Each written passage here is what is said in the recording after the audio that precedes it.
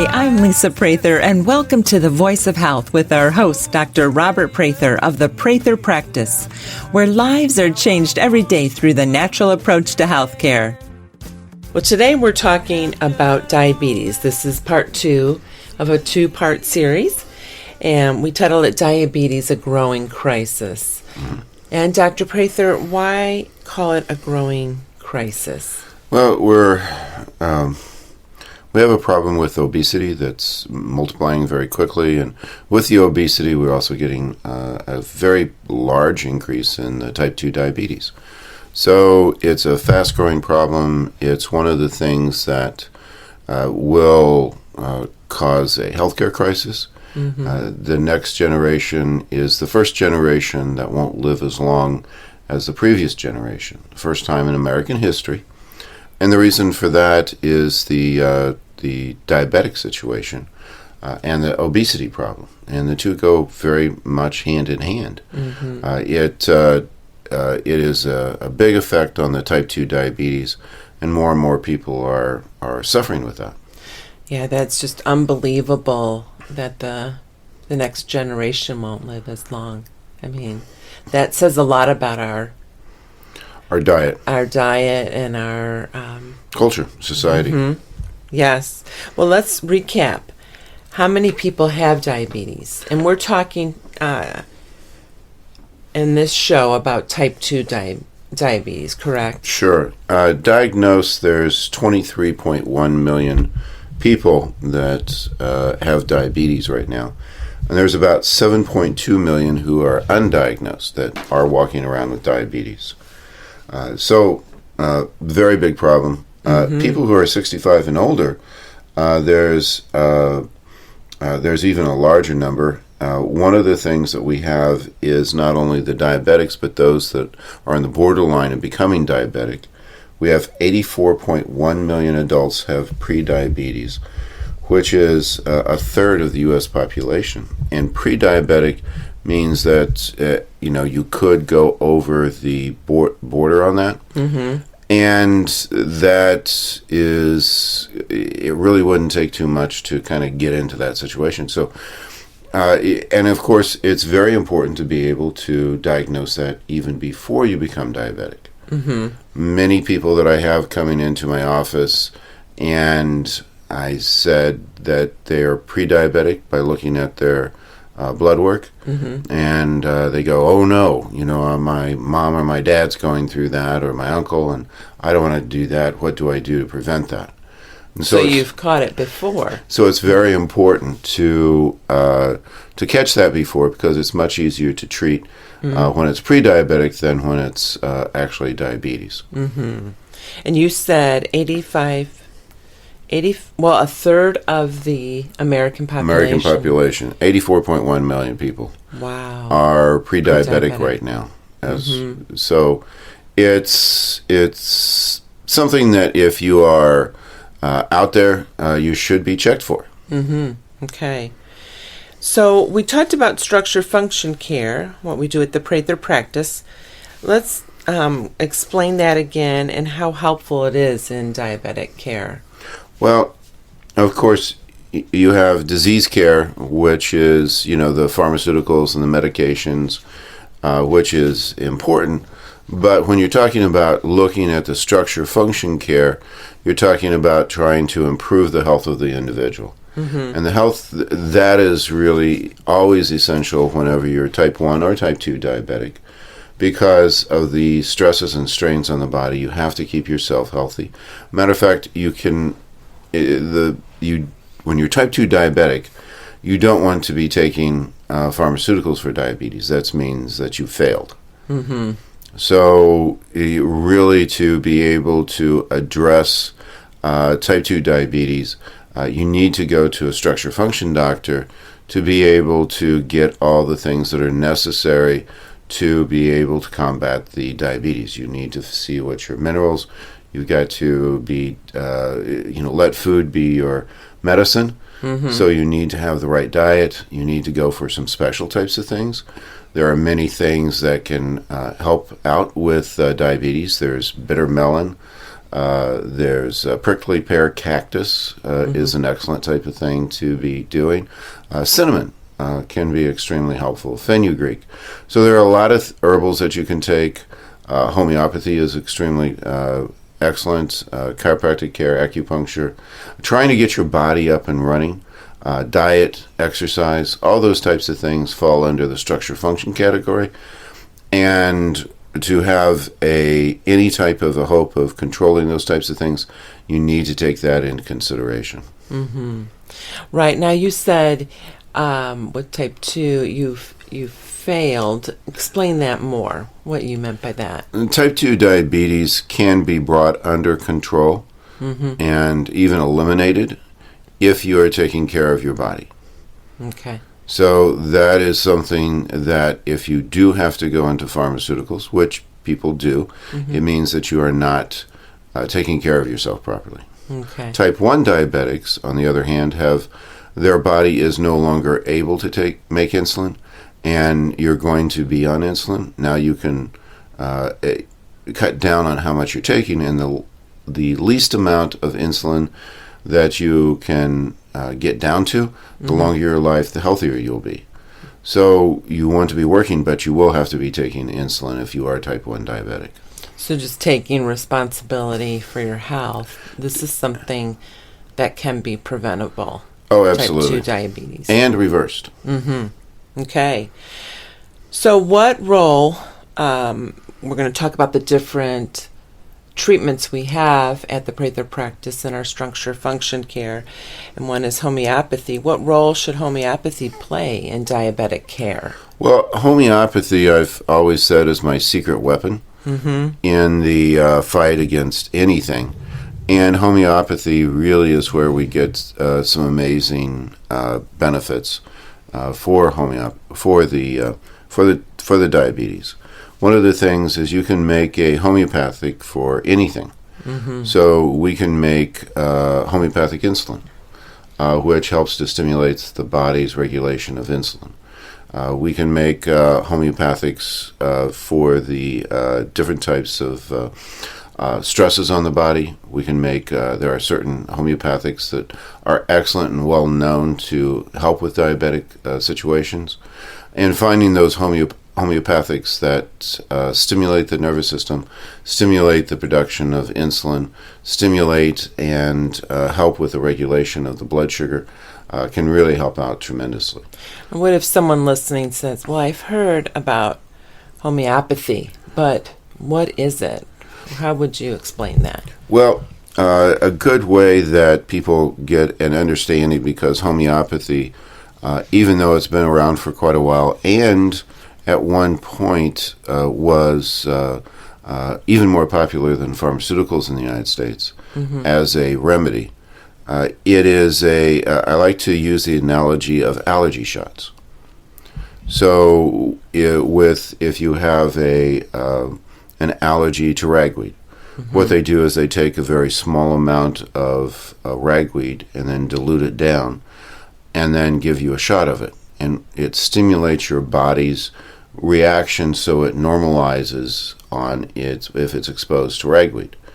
And you can really reduce your allergies quite effectively and sometimes even eliminate them through that form. And the whole idea of that they got completely from homeopathy. Okay. That is a form of homeopathy. Another example that people are very familiar with, if you have heart problems, people have heard of nitroglycerin. Nitroglycerin is a homeopathic. You're obviously not putting nitroglycerin underneath your tongue because you'd blow your tongue off. So what it is, it's a homeopathic form, and it is it has an immediate effect. That's one of the nice things about homeopathy. Pharmaceuticals take a while to work. That's why the nitroglycerin is so effective. It's because it changes the diameter of the blood vessels very, very quickly, and it is extremely effective. I had a debate with a medical doctor one time, and he said, "Oh, homeopathy is quackery. You know, there's no basis to it." And I happened to have a patient of his, and he had prescribed nitroglycerin. And I sat there and I said, well, why do you use it then? And he goes, well, what do you mean? I said, well, I know that you've prescribed nitroglycerin before. And he said, oh, yeah. I said, well, you realize that's a homeopathic medicine. And he goes, no, it's not. And I said, well, yes, it is. And showed him the reference on that. And he goes, oh, I'm using homeopathy. I guess it might work. And he didn't even know it. Right. And we have a upcoming... yes. Yeah. Next Wednesday that we promote. Just One Drop. It's a documentary coming into town next Wednesday. And when we go to commercial break, they'll hear about that. Excellent. Yeah. Great. Okay, when we come back, more on diabetes, a growing crisis. You can win a free 60-minute massage in a relaxing spa at the Prather Practice. Each month, we have a drawing to give away a free massage to one of our lucky Facebook and Twitter fans. Follow us on Facebook and Twitter on our website at thevoiceofhealthradio.com. This is The Voice of Health with Dr. Robert Prather. The Voice of Health Wellness Tip with Dr. Robert Prather of the Prather Practice. What conditions can be helped with acupuncture? The World Health Organization has actually done some definite research. Also, the National Institute of Health has done quite a bit of research on acupuncture with quite a bit of very strong evidence on what it works for and what it doesn't. If we take the digestive area, abdominal pain. I have a lot of people with severe abdominal pain. We can put the needles in. Oftentimes there's immediate results. Constipation or diarrhea, we can get some changes along those lines. The reflux has some very, very good results on that. Emotionally, I have a lot of people coming in for anxiety or depression. Insomnia, I have had patients who were, who even after the first treatment that night, they actually were able to sleep. One gal said, I haven't slept in a couple of days, Put the needles in. She fell asleep on the table. She said, wow. Infertility is a very common type of thing with a lot of research on. We have a lot of people coming in for very high success rate for that. But there are very definite points that affect fertility that are very important to know. It's just not that you're going into an acupuncturist. He's randomly putting some needles in. You have to know where those points are, how they're affected, be able to evaluate them, see which ones are off, and how you can actually make an effect on the body to actually increase the fertility rate. Have you had success with getting infertility? Women pregnant? Yeah. I don't know if that's the best way to put it. Right. No, very definitely. We have a very high success rate with women with infertility. We have several proud moms who are also coming in for after the birth, just to help to relax because it helped them so much. One, to get pregnant. During the pregnancy, help to control the pain, nausea, all those types of things. And then afterwards, it's a very trying type of time and find that the acupuncture is very helpful at that time. But a very, very good success rate. I'm probably saying it's almost 80%. Wow. Which is really, really good. So we're very proud of that and glad to help women in that struggle. Find out if acupuncture is right for you. Schedule your appointment at the Prather Practice, 317-848-8048. That's 317-848-8048. Or learn more on our website at thevoiceofhealthradio.com. The Prather Practice, restoring hope. We want to invite our radio listeners to join us for a very special screening of an award-winning film called Just One Drop. This special movie event will be held on Wednesday, November 7th at 7:30 p.m. at the Regal Village Park Cinema in Carmel. Homeopathy is a specific form of medicine that uses minute doses of highly diluted substance that stimulates the body to cure itself. To many, homeopathy seems implausible. They fear it is a placebo effect, or worse, a form of deception or quackery. Yet, homeopathy has been around for over 200 years and is used by millions worldwide. The The film Just One Drop explores the controversy, dispels the misconceptions and the myths, and asks whether or not homeopathy has been given a fair shake. The Just One Drop special movie event Wednesday, November 7th at 7:30 p.m. at the Regal Village Park Cinema in Carmel. Learn more about the film and buy your tickets now at thevoiceofhealthradio.com.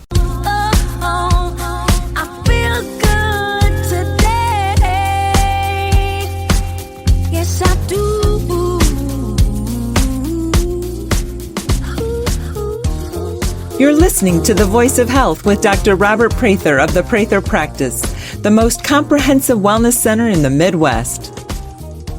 Well, today we're talking about diabetes. This is part 2 of a 2-part series, Diabetes, a Growing Crisis.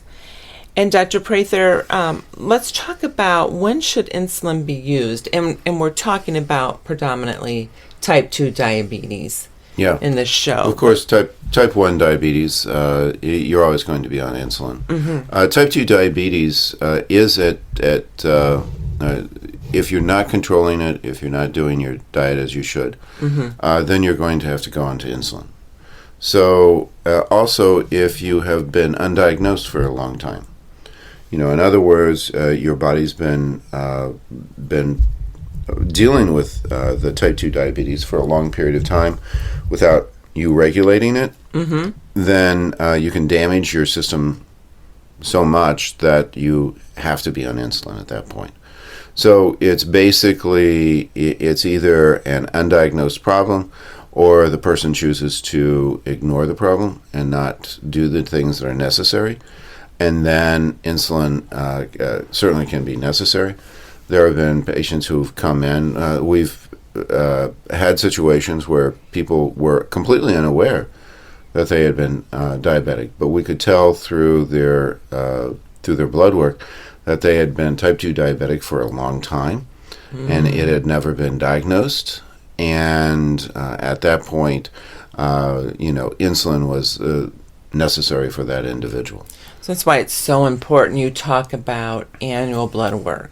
Annual blood work, the thorough annual blood work. And that's something we do at the Prather Practice. It's Correct. Very thorough on our blood work. Correct. In fact, I just had some recently. You went over it with me, made it so clear exactly what was going on. Certainly. And what I need to do. And that's one of the things when we get new practitioners into our office, nurse practitioners especially. For some reason, they've been taught to be very sparing in their diagnostics. Not really With check blood things. work. Yeah, not to check things out. And it winds up to be a negative for the patient and a negative for the insurance company because you're not discovering what's going on.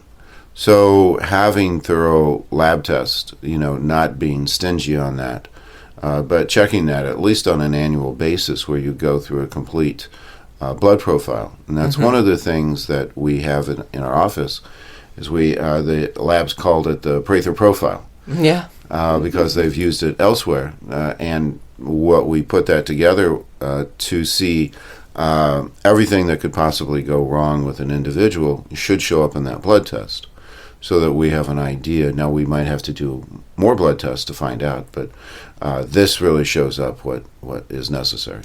Yes, and most insurances take it, cover that blood work. And it is recommended on a yearly basis. So, and can the insulin for type 2 diabetics, can that be a temporary thing? Can you go yes. off of it eventually? If things are controlled, you work at it, and as long as there hasn't been too much damage, then you can work back off the insulin. So that's one thing that we're always looking to do, and we always encourage people, to be monitoring that and to make sure that that's continued to be necessary. If you don't need to take insulin, it is better for your body to be doing it on its own. Yeah, that much makes more healthy, sense. But much healthier. Why is that? If you're putting in insulin outside of the body, there is an increase in the amount of damage that occurs. So you get some neurological damage from that. You also get some cardiovascular. Of course, if you don't have enough insulin, if you're in that situation, you do more damage if you don't have it. Right. But if you don't have to take it, it's much better if your body can regulate it on its own. Right. That makes sense. And at the Prather Practice, how often do you see people coming in with type 2 that are able to get off their insulin? We are able to get off probably 90% of the people who are type 2. 90%. Wow. Yeah. But that's a pretty good average. Oh, yeah. That's great results. Right. And you're doing that through the homeopathy and the different herbals, supplementation, work with them on their diet, exercise, weight loss, all those different types of things. And things they have to take responsibility for. There is definitely a responsibility on that. And usually if they do take responsibility, do what we say, they will be able to work off their insulin. Mm-hmm. So there is good news and hope. Yes. For, yes. Yes, type 2 diabetes. Well, when should an endocrinologist be seen for type 2 diabetes? We do definitely refer out to endocrinologists for certain people on diabetics.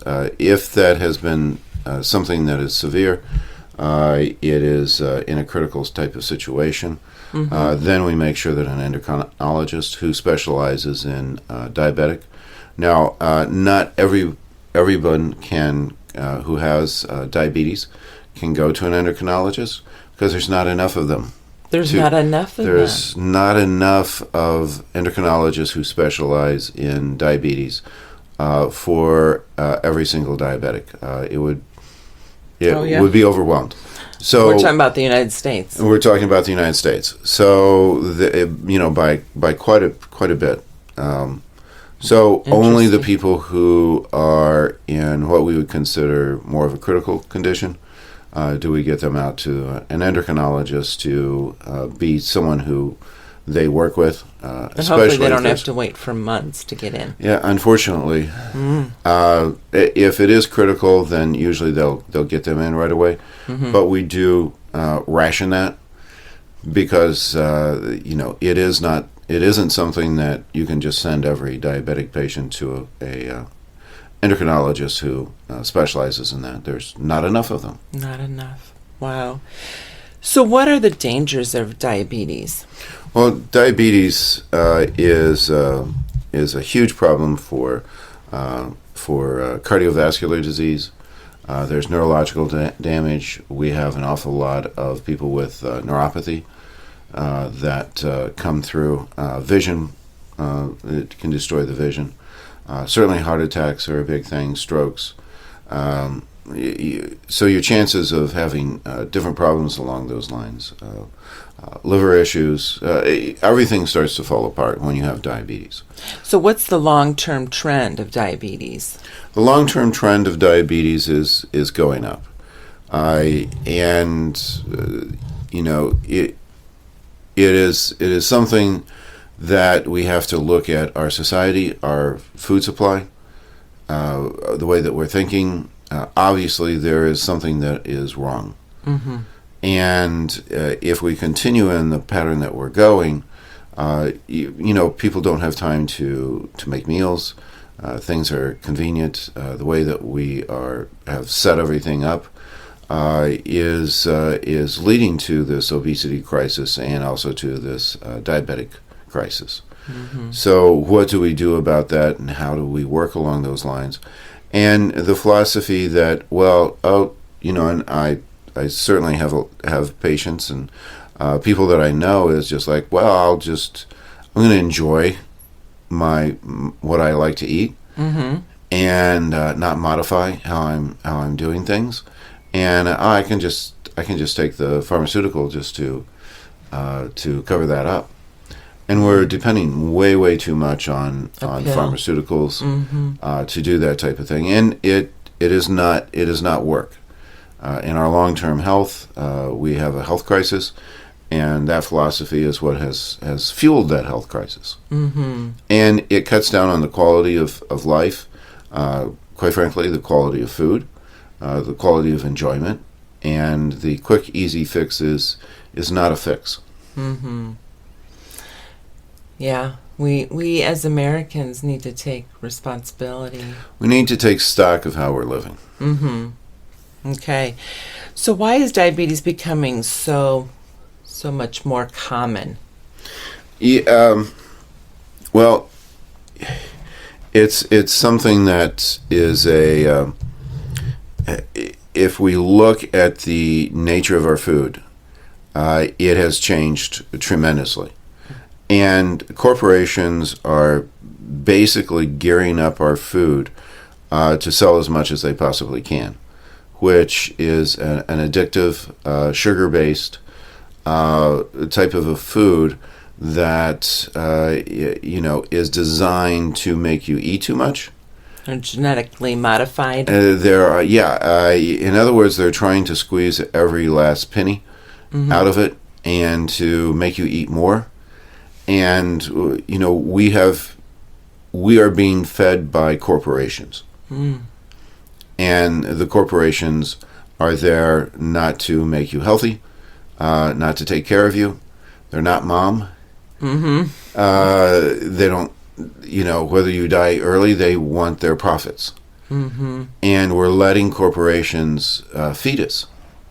And we can't have corporations feeding us if we expect to be healthy.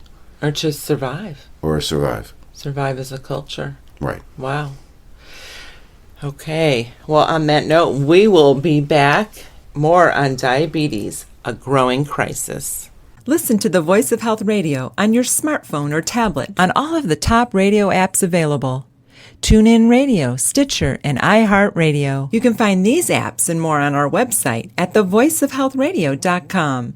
This is The Voice of Health with Dr. Robert Prather. Laughter is the best medicine. You ever go to a brand new doctor and the moment he walks in, you're like, no. No, this ain't gonna work out. I was sitting there, I'm nervous enough.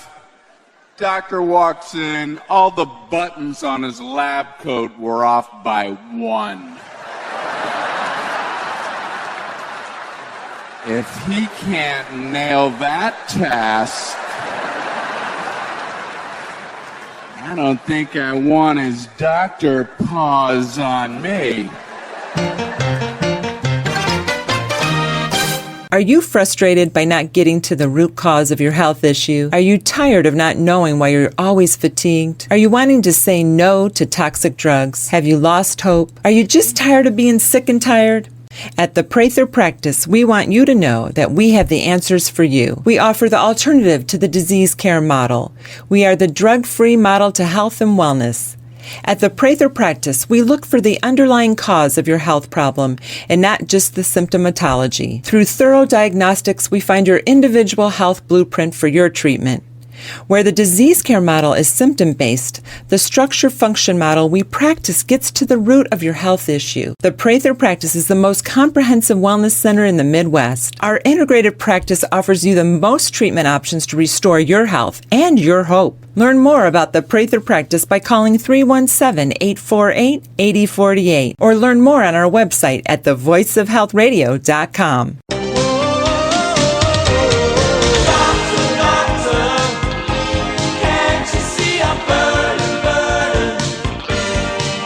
I'm Lisa Prather, and you're listening to The Voice of Health with Dr. Robert Prather of the Prather Practice, where we get to the root cause of your health issue.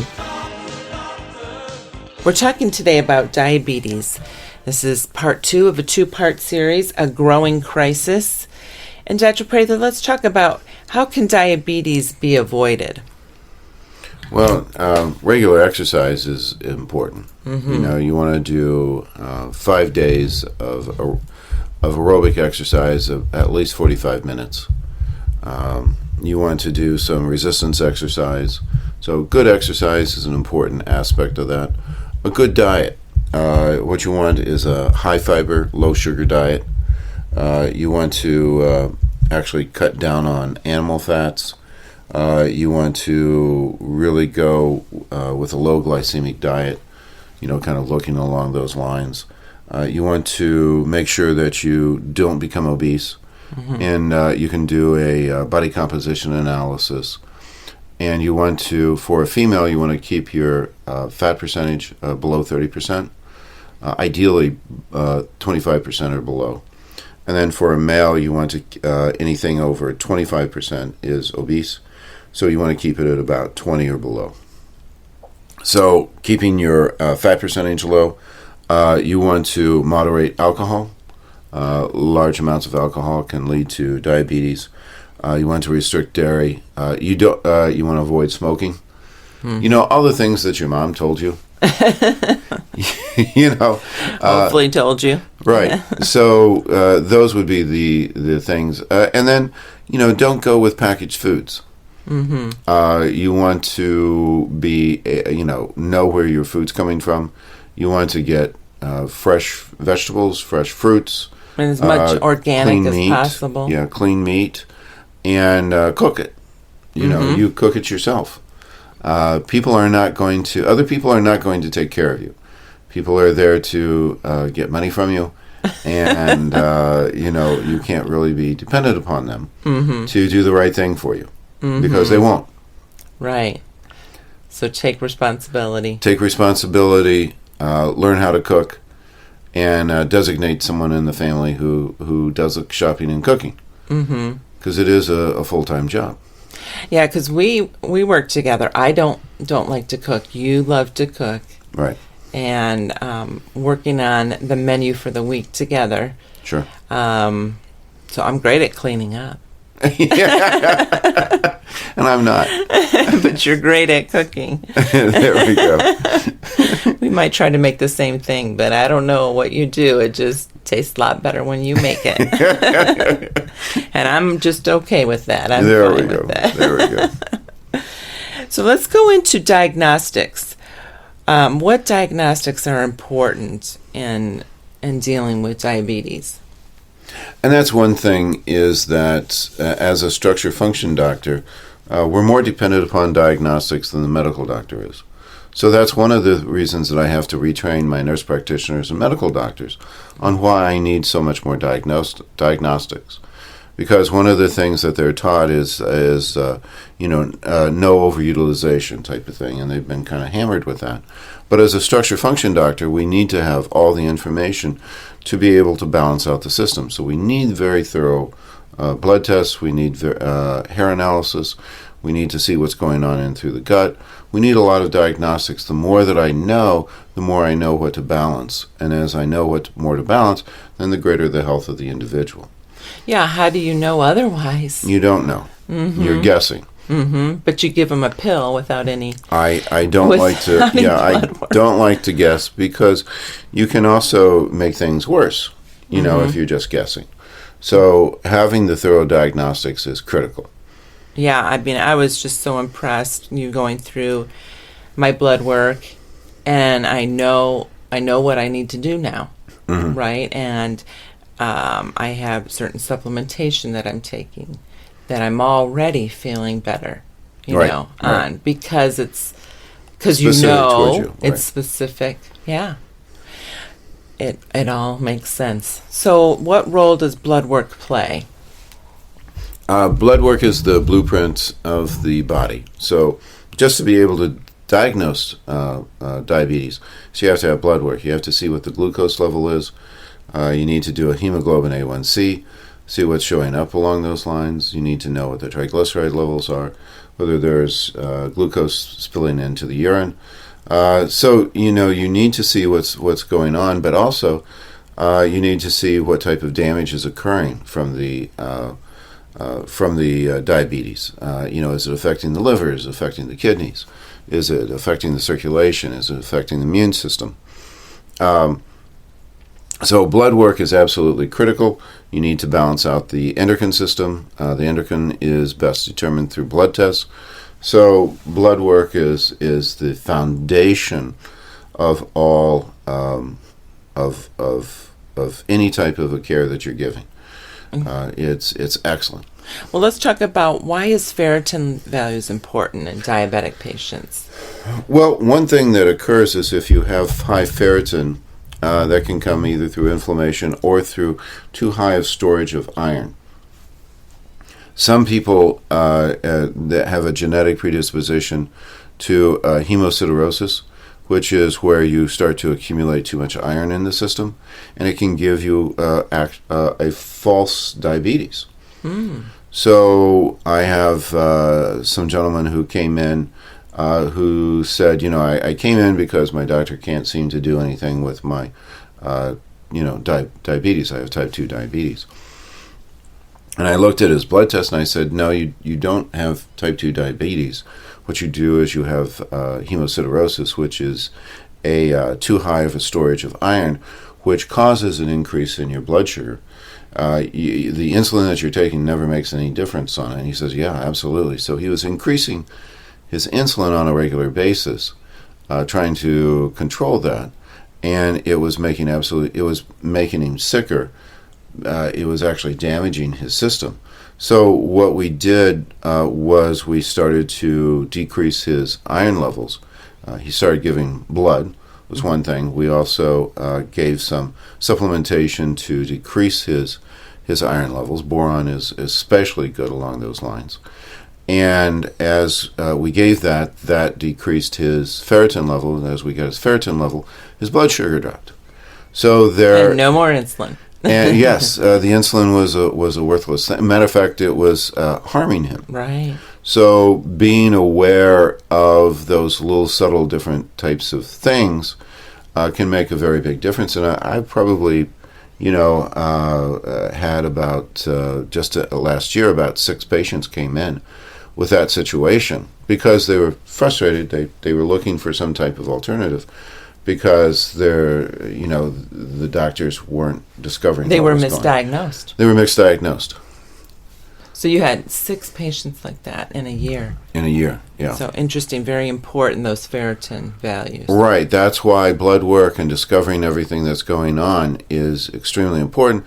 And the problem is they hadn't even done a ferritin level on them. Okay. All right, let's go on. How often should blood work be done? Blood work should be done on everyone, and I mean everyone, at least once a year. Mm-hmm. As soon as you can get a blood draw out of a kid, you should be doing that on a yearly basis, and all the way up until you die. And we're really good. Our phlebotomist is they're wonderful really great, yeah. on the getting blood work from children. Yeah. Annual blood test is critical, and thorough annual blood test. Mm-hmm. It really is amazing how much better people are if you're aware of that, and how much it winds up saving in healthcare costs. Mm-hmm. Right. Well, what role does hair analysis play in diabetes? Well, hair analysis is a way of, you can do hair, nails, other different types of tissue. It's basically to see what the mineral content is in the tissues. And very critical for any type of diabetic situation, because the body zinc is probably one of the more critical things. If you're low on zinc, if you're low on chromium, if you're low on manganese, magnesium, vanadium, those types of things can be very critical. So looking at possibility of something that's high, something that's low. If you get too high a copper, that can kick off a diabetic situation, which causes the zinc to go low. Getting that balanced out, we can really, all of a sudden, the patient no longer needs insulin. Mm-hmm. And we start to see changes that take place. Manganese is critical for the body to make insulin also. If that's not there in the pancreas, then you have problems that go along those lines. Chromium is essential for the insulin resistance, if you can get that up to par. So checking on those minerals in the hair analysis absolutely is critical in that situation. Okay, when we come back, more on diabetes. Never miss an episode of The Voice of Health so that you can stay informed and empowered about your health. Get a podcast of our show automatically delivered to you every week by signing up for our show on iTunes. You can find that link on our website at thevoiceofhealthradio.com. And don't forget, thevoiceofhealthradio.com has complete archives of all of our past episodes with an audio library of information to help you add more life to your years and more years to your life. This is The Voice of Health with Dr. Robert Prather. The Voice of Health Wellness Tip with Dr. Robert Prather of the Prather Practice. What is auricular therapy, Dr. Prather? Auricular therapy is where you're using the ear to make some changes throughout the body. And the basic area that you're looking at is the brain. Auricular therapy usually refers to electrical stimulation of the ear. You have ear acupuncture where you're using needle. Auricular therapy is a little bit different because you're using microcurrent on the ear in very specific types of settings to make changes in the entire body. This is Dr. Prather, one of the most powerful therapies we do in my eyes, and would you agree with that also? I would. It can have some far-reaching effects on people and can make some dramatic changes. And I want to spell it for people because most of our listeners probably haven't heard of auricular therapy. People shouldn't feel bad about that because a lot of doctors don't know about auricular therapy. AURICULO therapy.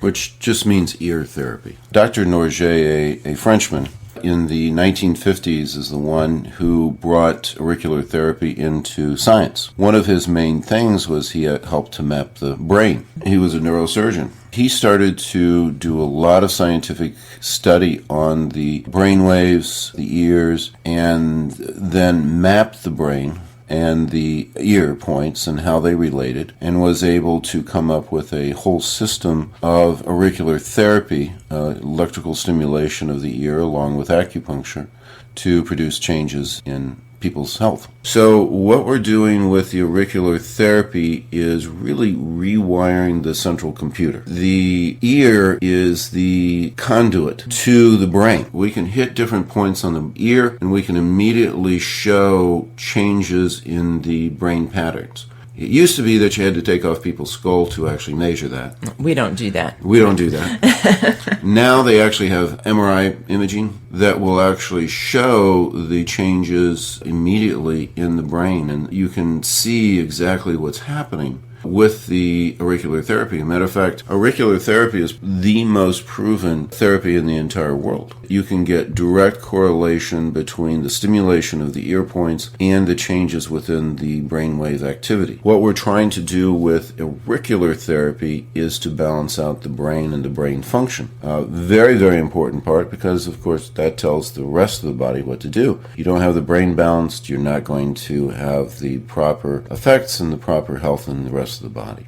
Schedule your appointment at the Prather Practice, 317-848-8048. That's 317-848-8048. Or learn more on our website at thevoiceofhealthradio.com. The Prather Practice, restoring hope. We want to invite our radio listeners to join us for a very special screening of an award-winning film called Just One Drop. This special movie event will be held on Wednesday, November 7th at 7:30 p.m. at the Regal Village Park Cinema in Carmel. Homeopathy is a specific form of medicine that uses minute doses of highly diluted substance that stimulates the body to cure itself. To many, homeopathy seems implausible. They fear it is a placebo effect, or worse, a form of deception or quackery. Yet, homeopathy has been around for over 200 years and is used by millions worldwide. The film Just One Drop explores the controversy, dispels the misconceptions and the myths, and asks whether or not homeopathy has been given a fair shake. The Just One Drop special movie event Wednesday, November 7th at 7:30 p.m. at the Regal Village Park Cinema in Carmel. Learn more about the film and buy your tickets now at thevoiceofhealthradio.com. Don't stop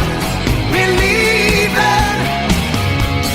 Hold on to that feeling, yeah. Street lights. You're listening to The Voice of Health with Dr. Robert Prather of the Prather Practice, where our mission is restoring hope to our patients.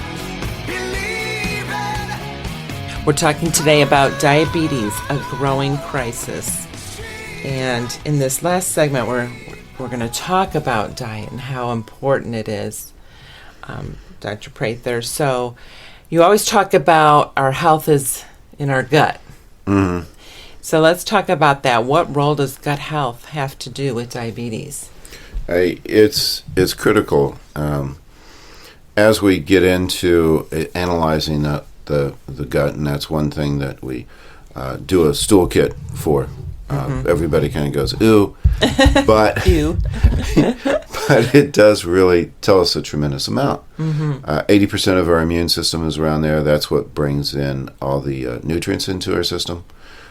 So being able to look at that and see what's going on. But one of the most critical things that shows up in the gut is that there's a balance between different types of bacteria. There is the bacteria that that digests fiber, and then there's the bacteria that digests and gets the carbohydrates. And there should be in everyone a balance of about 50-50. The balance that we mainly get is about 99-1. So most people, as we're checking it out, you should have about 50% of your gut bacteria that goes after fiber, and usually most people show up about a 1 or 2% Of fiber. of fiber That bacteria. means in their diet they're hardly getting any fiber. Correct. That Okay. their fiber levels are extremely low, and that's very important. Yeah, let's talk about that. Why is fiber so important? Well, fiber. The problem with diabetes is that you get surges of glucose, and then you drop, and then you go up, and then you drop. And the whole thing that you're looking for to achieve, the definition of health is homeostasis, and homeostasis is balance. So your body doesn't do well with too little glucose. It doesn't do well with too much glucose. It's all about balance. It's all about balance. And the fiber keeps things in balance. So fiber is, if you have enough fiber in your system, it allows it doesn't allow it to go up and down. So if you have good fiber in your diet, matter of fact, the most critical thing for a diabetic is your fiber content. That diet-wise, food, The medicine-wise, focus is so much on sugar. right? Yeah. Well, you want to cut down on the amount of sugar, Right. But it's the fiber, keeping the levels of fiber up in your system. So an orange, if you squeeze out just all the juice, that's bad for you. But if you take the orange with the fiber in it, it's great. So it's the You're talking fiber, about pulp. the pulp. Yeah, you don't want to. It's like, wow, I love orange juice, but I can't drink orange juice. You can have orange juice as long as you got all the pulp with it, because then you're balancing out the system. See how that works? And so fiber is the regulator of the blood sugar. And if you get enough fiber, then you start to develop all those good bacteria. And they also, the good bacteria, the bacteria, if you have a balance on there, it also doesn't let you get fat. So it also regulates your obesity level. So you could just increase your fiber and Correct. possibly lose weight. Right. Fiber also satiates the body. So if you get a whole bunch of sugar into your system, the blood sugar spikes, but then it drops, and then you're hungry again. So sugar stimulates appetite. So the simple carbohydrates stimulate appetite, and the fiber keeps you from getting hungry. So it reduces the amount. It reduces the amount of calories you're taking in. It increases your vitamin and mineral absorption.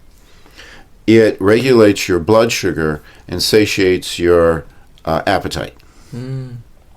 Matter of fact, as they've done studies for weight loss, they found that the the way that you can get your weight under control every single time is if you increase your fiber. Makes sense. So fiber is the key. Well, and it makes total sense. What is the average amount of fiber that Americans eat a day? About 14 grams. Mm-hmm. And we eat about 200 grams of sugar. Wow. So what do we need to do when it comes to sugar and fiber? If you are in a healthy situation, and you're maintaining about an equal amount.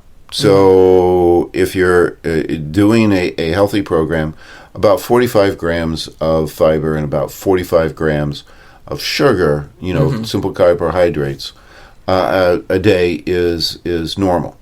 Now, if you are in a diabetic or obese, or you have a decreased amount of normal bacteria that digest fiber, you need to increase your fiber. So you need to get your fiber up to about 75 grams and reduce your sugar just to kind of balance out your system. And that will really, so about 75 grams of fiber and about 20-25 grams of sugar to get yourself balanced out, and then you can go into more of a balanced type of situation. Yeah.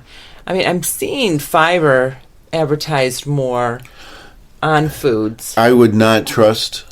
You wouldn't trust that. What you need to do is putting in the things.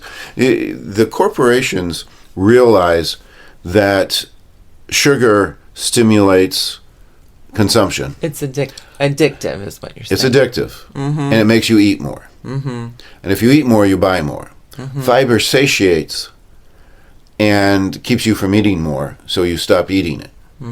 So corporations are not going to take care of you and give you more good fiber.